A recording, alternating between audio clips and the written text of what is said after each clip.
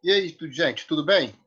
Vamos então hoje continuar com a nossa aula sobre Era Vargas. Hoje a gente vai falar sobre o governo constitucional. Na última aula, a gente falou sobre o governo provisório, né? Aquele período que em Vargas ele governa sem uma Constituição.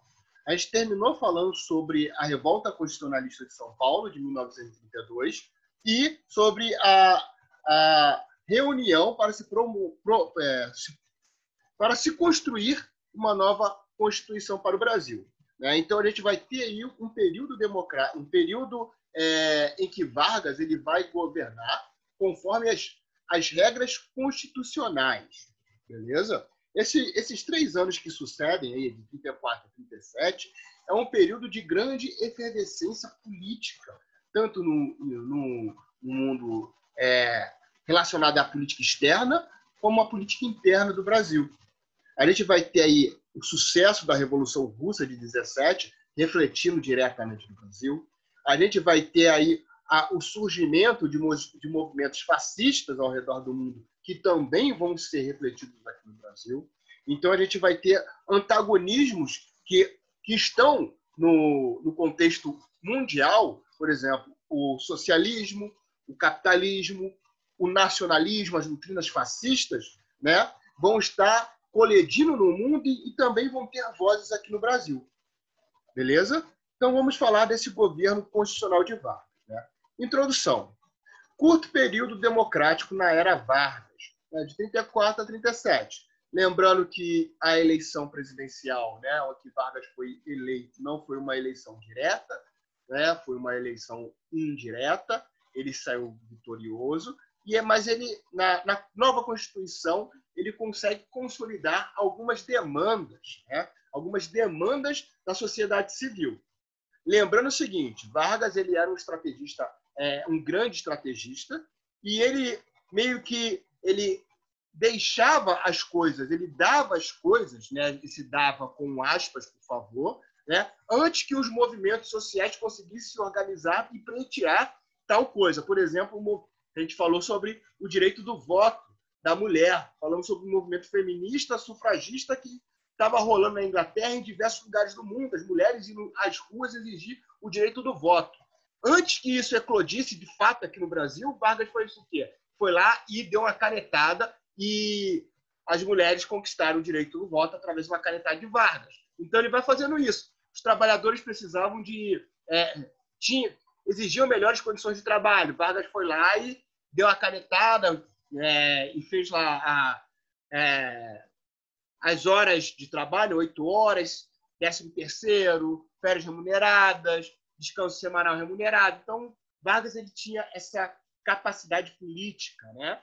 Vamos entrar agora, de fato, nesse governo.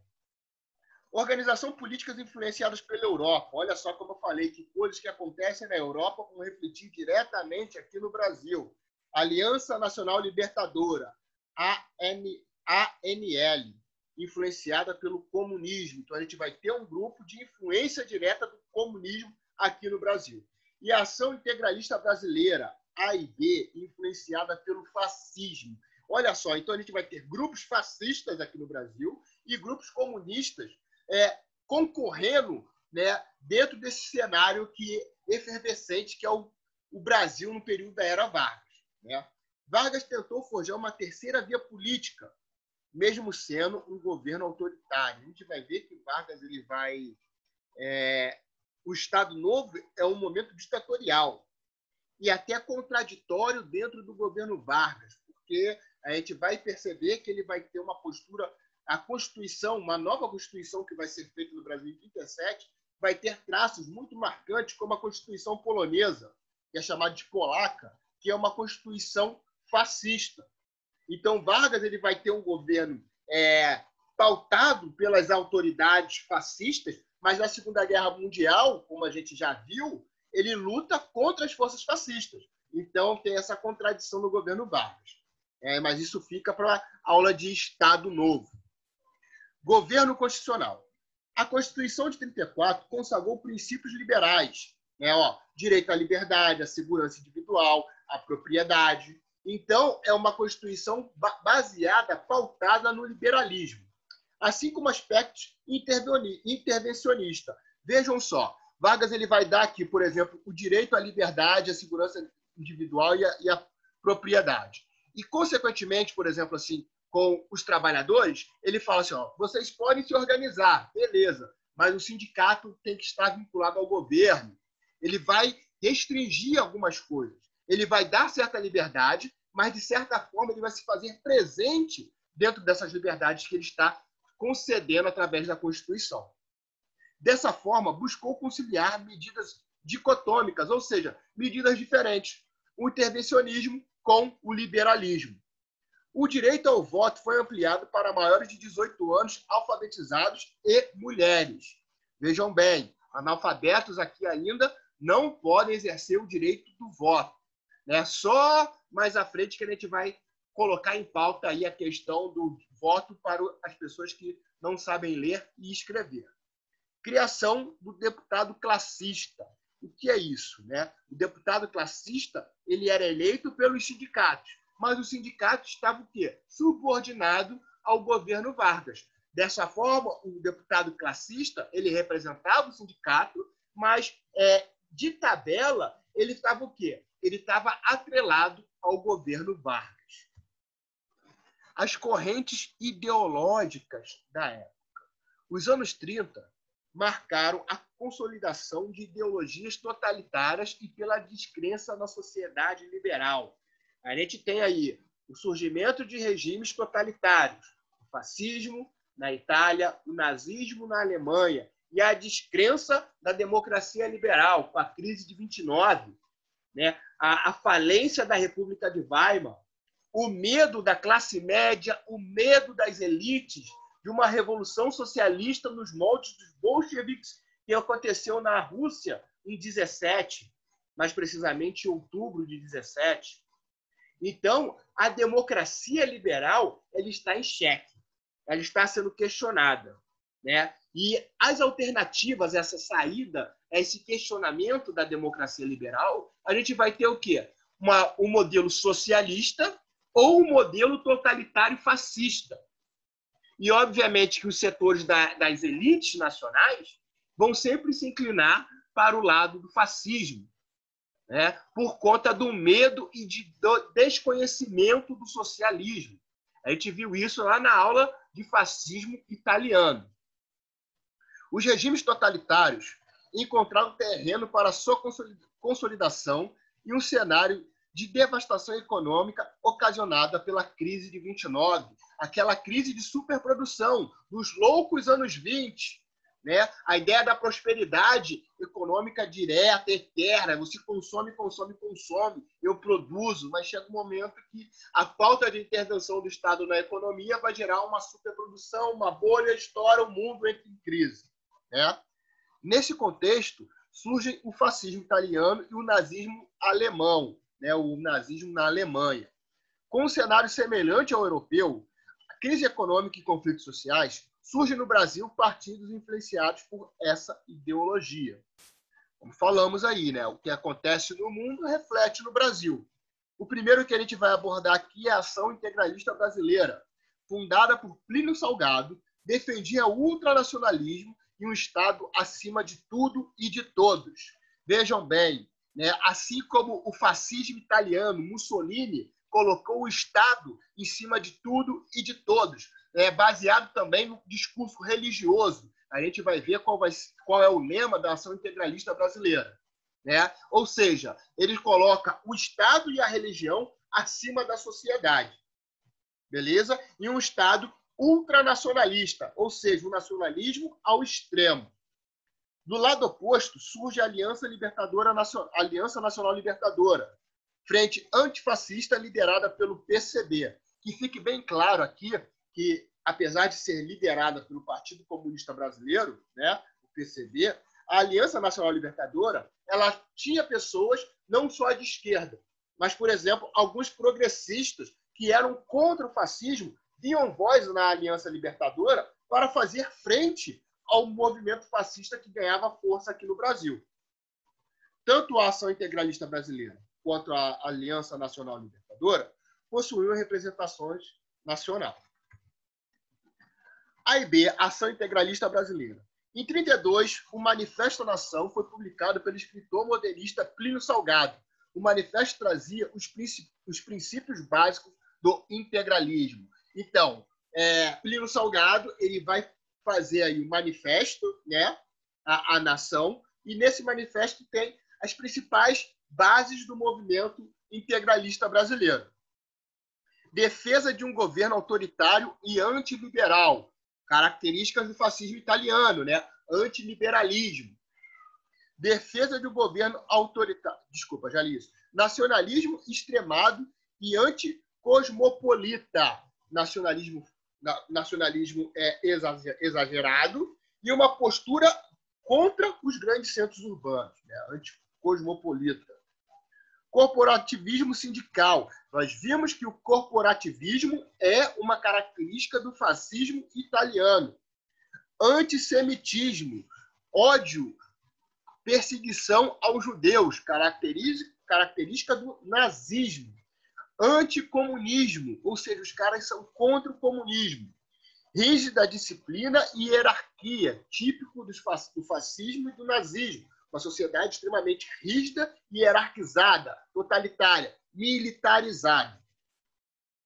Extinção dos partidos políticos e a submissão a um chefe supremo. A gente vai ter aí na Itália o partido fascista e na Alemanha o partido nazista. As oposições vão ser perseguidas, vão ser anuladas, né? E toda a sociedade vai estar vinculada e submetida a um líder supremo. No caso da Alemanha, Hitler. No caso da Itália, o Duce, que era Benito Mussolini. Tudo bem? Apelo à mobilização permanente. Utilizando o lema Deus, Pátria e Família, os integralistas conseguiram apoio de setores urbanos.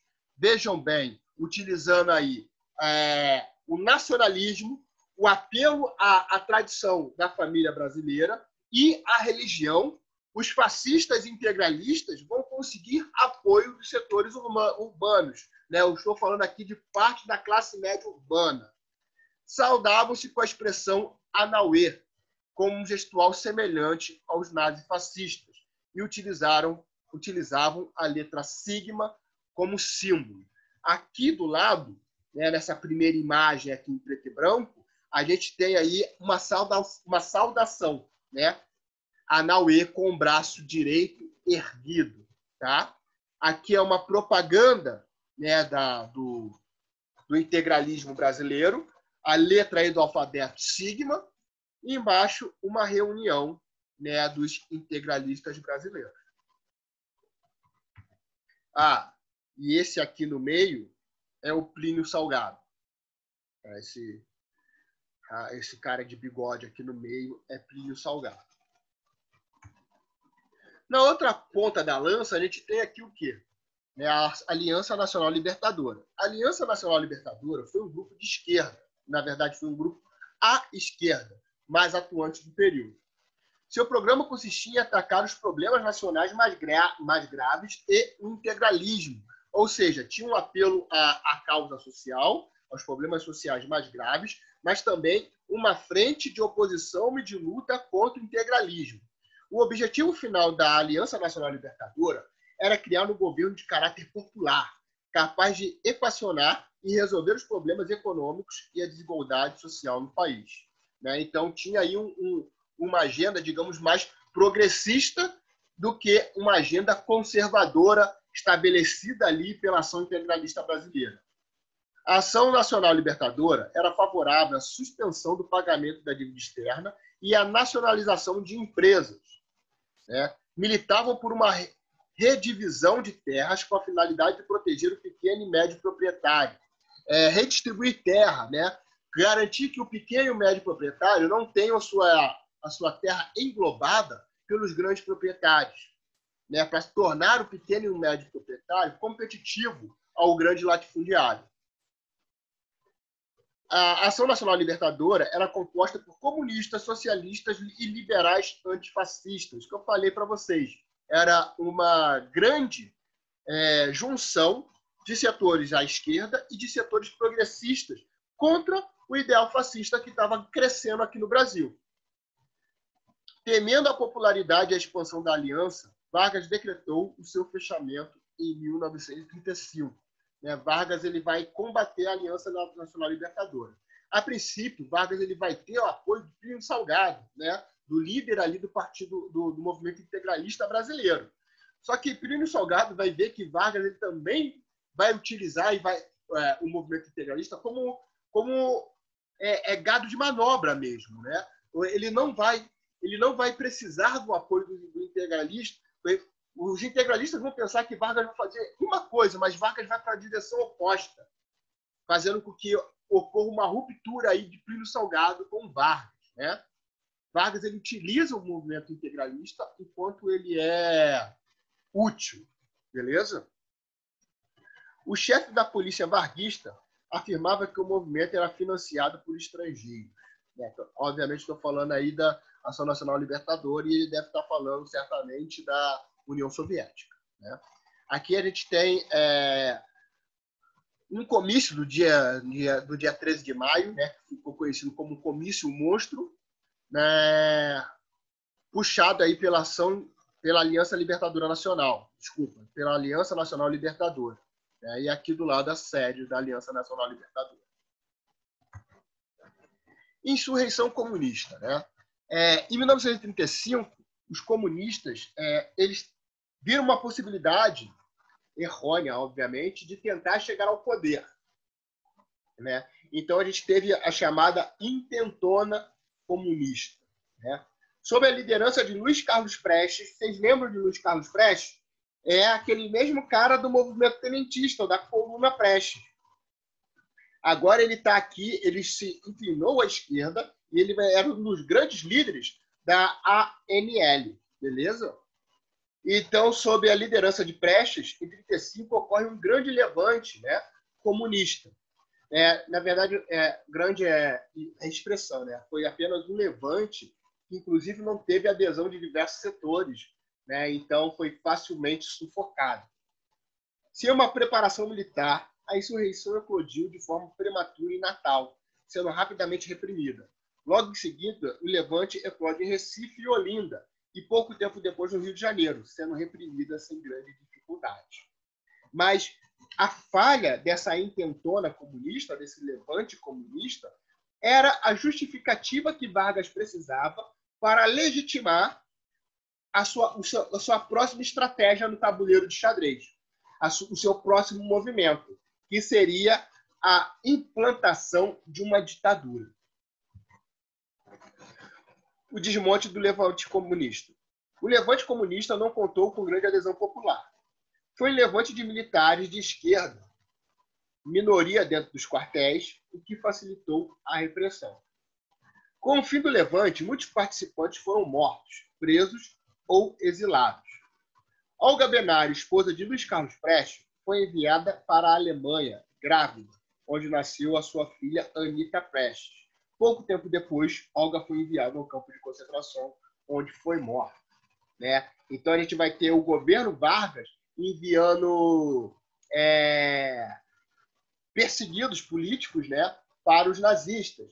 Tinha uma série no Netflix que já saiu, não sei mais agora como faz, que era chamado Terra Prometida, que era uma animação, ou seja, desenhos que retratavam a era Vargas, e a sua incoerência com o fascismo.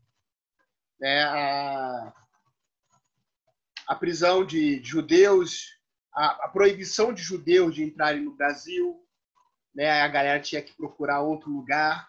O Vargas começou a tomar uma série de medidas aí que tudo indicava que o Brasil lutaria junto do nazismo e do fascismo na Segunda Guerra Mundial. E essa Terra Prometida mostra bem esse contexto de Vargas barrando o judeu, perseguindo o comunista, enviando judeus aí para a Alemanha, onde eles vão ser exterminados nos campos de concentração. A filha de Olga Benário, Anita Prestes, o governo brasileiro, através, na verdade, de Luiz Carlos Prestes, consegue reaver a menina, então a menina não foi executada. Hoje, Anita Prestes é professora de História da UFRJ. Tá? A vitória de Vargas sobre o levante comunista possibilitou a instalação de uma ditadura em 1937. Né? O golpe de Estado. O golpe de Vargas começa a ganhar forma no momento em que a radicalização política se converteu em levantes armados. Né? Aí a gente está falando da intentona. Aproveitando o levante comunista, Vargas decreta estado de sítio, onde se pode suspender certas garantias constitucionais. No estado de sítio, a gente pode botar toque de recolher, pode fazer uma ação, uma batida policial sem mandato, enfim, uma série de direitos constitucionais eles ficam suspensos durante o estado de sítio.